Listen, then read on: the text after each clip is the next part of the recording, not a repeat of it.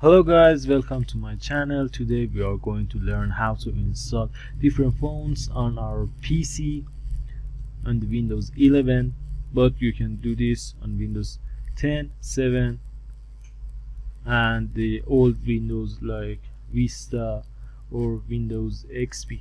Okay, let's do this. We have three ways to install the fonts in our systems.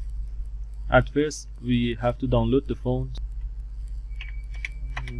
I search download font hack. Thanks.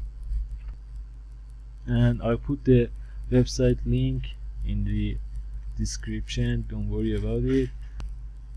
I save in here and it's going to download it. I'm going to fonts folder and extract it. We have two ways to install each fonts. For example, the first way is press right click and install for and click on the install for all users.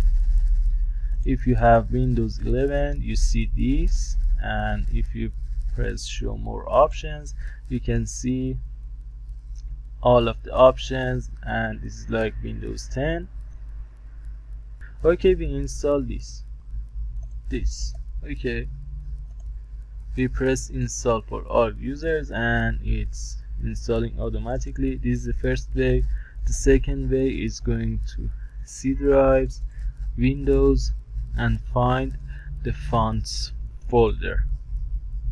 This is the fonts folder, and you can move or copy these files in there, or you can drag and drop it. When you drop it, is installed. For example, I'm going to drop this font. Okay, install that. The second way is going on the setting,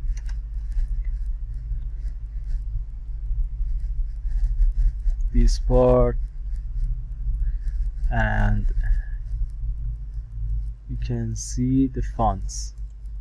Okay, you can see all of the fonts that you have, and this is all of them. You can use them, and if you want to install a font, you have to drag and drop the fonts. This font, I drag it and then drop it in here, and it's installed automatically. These are all the three ways to install fonts in your PC.